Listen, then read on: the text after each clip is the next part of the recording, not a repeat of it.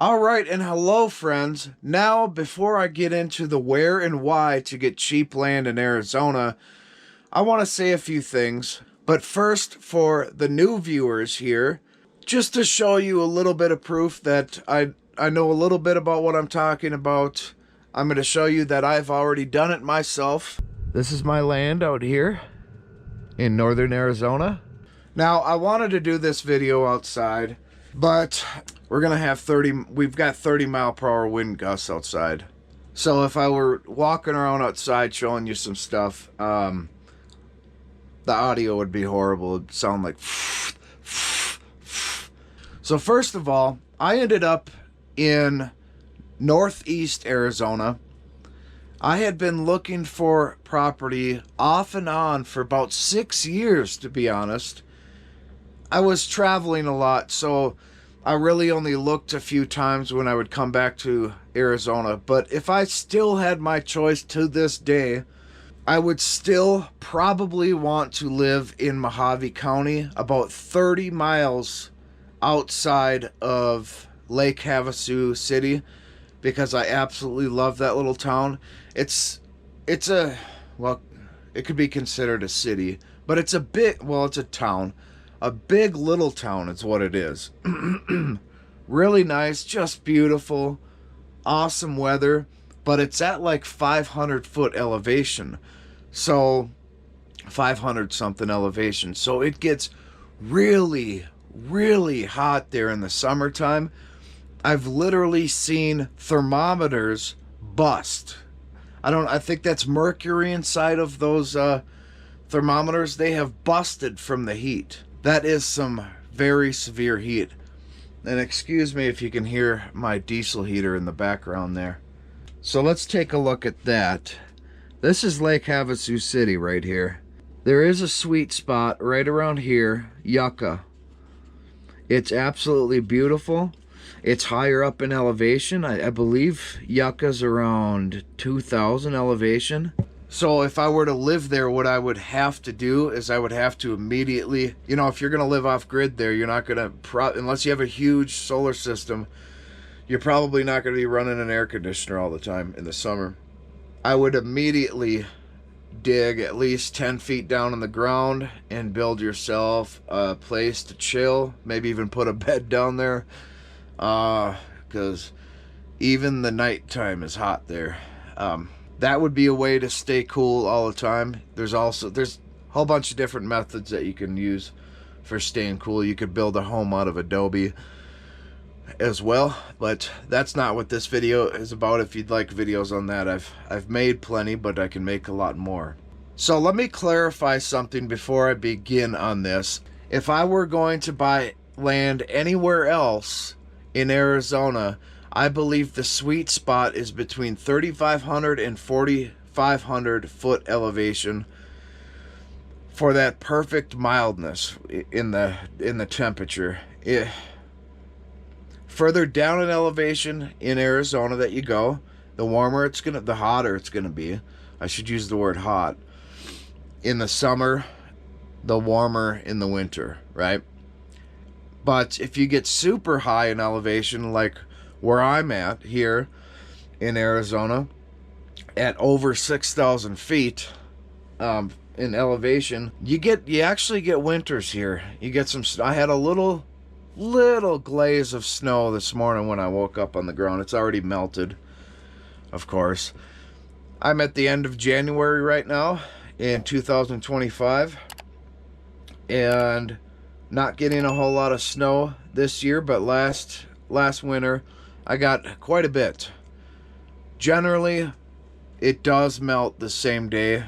We're looking at average temperatures between 45 and 65 during the day. In the winter, average temperatures it's at above 6,000 feet in elevation. At night is between 6 degrees, and this is Fahrenheit, by the way, and I don't know, 34 degrees average temperatures. But we only get 3 months of winter. That's what matters to me. That's why I moved to where I'm at. Now I'm up in the northeast corner. It's way out in the middle of nowhere, but there's a reason that I moved out here is because of the lack of restrictions. It's land that nobody really cares about. The closer you get to any major city or town is where you're going to have the major restrictions. Your neighbors are going to be bothering you and all that. There's electricity isn't even available to anybody out here. That's how much nobody really even cares about this property out here. And that's what I was looking for. So let me point out some sweet spots here in Arizona. There is some in southern Arizona as well that I will get to. But I think the majority of people that are looking for freedom are going to be looking in this top half of Arizona. Now, we got Lake Havasu City right here. Topek right here. And between Topek and Yucca on the southern side here is where I really found a lot of land that I really absolutely fell in love with. I just didn't have the funds for them at the time yet. There's beautiful plant life, all that. Absolutely beautiful. You're obviously within 30 miles of Lake Havasu. And another thing I liked about it is it seemed like all of the neighbors in the area, they all had the off-grid frame of mind as well.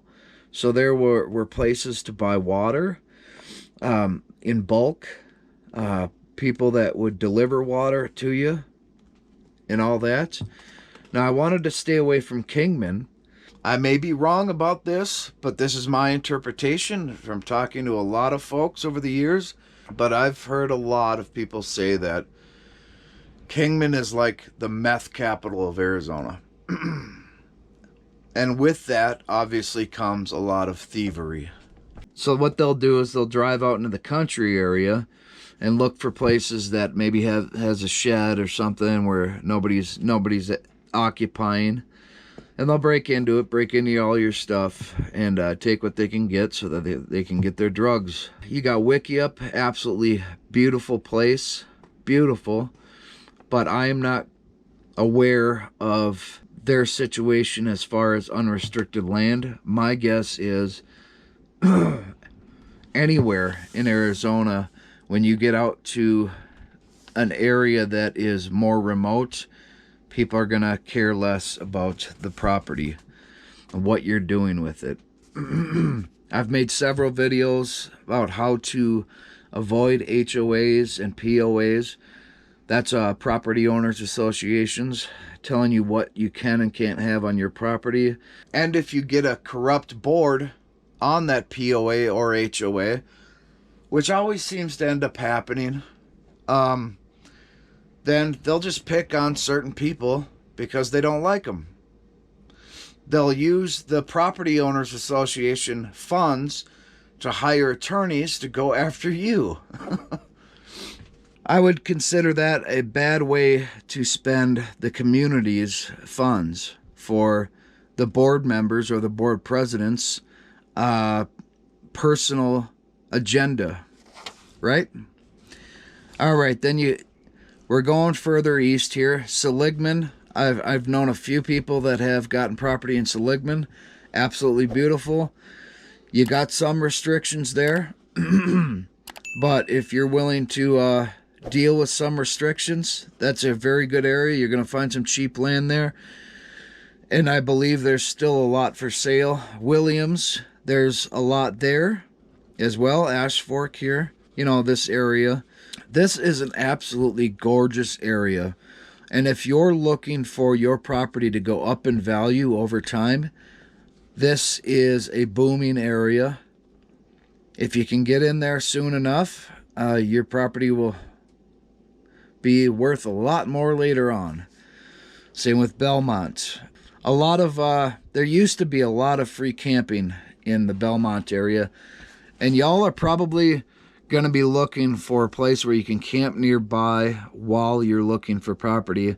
And Belmont, a lot of nomads stay in the Belmont area, but just like everywhere else, people find out a good situation and it gets popular, and then more people show up, more people that don't care about being respectful to the area. And then what naturally happens is they have to shut campsites down because people are disrespecting the areas. They are, of course, the exception to the rules. They're starting fires when there's fire bans. There's leaving trash behind. There's staying months on end in one place and then just completely leaving behind an old RV. It just goes on and on. That's the one thing that gets me down about making these videos, showing people where to go, is because eventually then people come and take advantage of stuff. And folks, please don't be that type of person. Flagstaff, you're going to have a lot of restrictions around this area.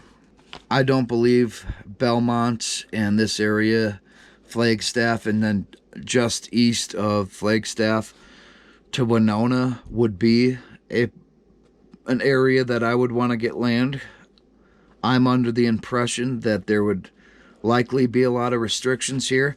Now, you can go all the way up here. There's a lot of native lands up in this area, especially over here. This is also going to be areas where you're going to find, yeah, see, Navajo Nation. This is also going to be areas where you're going to find a lot of land that nobody cares about. Now we got Route 66 here going along 40, getting I believe now once you hit Winslow and this way, actually this way as well, and this way is where you're going to start finding more unrestricted land between Winslow and the New Mexico border. New Mexico also does have some pretty unrestricted land as well. I'm not a big fan, though, for my own personal reasons. Now, this is the area that I'm in. You got Show Low and Concho, and then St. John's, and it goes on north all the way up to the Navajo Nation again. And that, I mean, that's a huge area. This could end up being a very long video, my goodness. I'm just looking at this and just thinking of a million things that I could talk about, and each one of them would last quite a long time, but I'm trying to get over a lot of this to help people that are... Folks, I'm still getting emails from people that are interested in taking their RV out to Arizona and finding themselves a little piece of heaven, their little piece of property. And springtime is coming up, so I believe this is a good time to be making this video so people can start planning on where they're going to be looking for property. So this is my preferred area. I ended up over here. Now, I ended up over here because, really, folks, it is literally out in the middle of nowhere. My interest is different than the interest of a lot of folks. My interest is being out in the middle of nowhere and having peace, not being bothered. That's the number one thing that I personally look for. The cheap land and the not being bothered. I don't want any of the nonsense that comes from society. My personal opinion. There's some good properties just outside of Show Low. I would say for any city in the northern area here of Arizona, doesn't necessarily mean for other states, but for Arizona, I would say the sweet spot starts beginning at about 30 miles away from the local town or city. That's where you would want to start looking for land. And then there's a lot of mountains in this area here. I mean, a lot of mountains. You look for property over there, you're going to end up having a driveway that looks like this. But it's all beautiful, in my opinion. I can get further into this in another video, but I want to cover what I said I would cover in this video first. Now, just outside of Tucson, I have been told by a lot of viewers that wrote me when I was looking for property that they have unrestricted land. I believe it's Pima County, but it's just outside of the Tucson area. Okay. So that is, if you got family in Tucson or Phoenix, I wouldn't even look anywhere near Phoenix, to be honest with you. I mean, it's just so gigantic, and I believe that's Maricopa County. And Maricopa County is, I believe, among the highest restrictions. Beautiful area, though. But this is all going to be depending on each person, and also how much money you want to invest in as well. So just outside of Tucson, I would look in the southern parts here. Now, there is a lot of unrestricted land. Skip over that. That's Indian property. There's a lot of unrestricted land in this area along the southern border here, but that's personally not my thing. Not with a lot of the things that have been going on. I'm not getting into stuff like that, but Wilcox is a good possibility. You're gonna have warmth all year round, winter and summer, in any of this area. It's all lower elevation as well. But a real sweet spot would be, golly, just before Globe and all this area on 77 right here. Now, not necessarily right next to 77, but when you get further out in this area here on the east and the west, you're going to find more unrestricted land, and that right there is that elevation sweet spot, because that's where you actually, once you get to Globe, that's where you start going up in elevation, if you're going north. And in that area that I just pointed out, that's that 3,500 to 4,500 foot elevation sweet spot that I would just absolutely love. It is, I believe it's this between Topak and Yucca area. I think this is around 1,500 foot elevation to 2,000, but there's this hill in Kingman where you go from, I mean, it's like from 1,500 foot elevation all the way up to 3,000 something.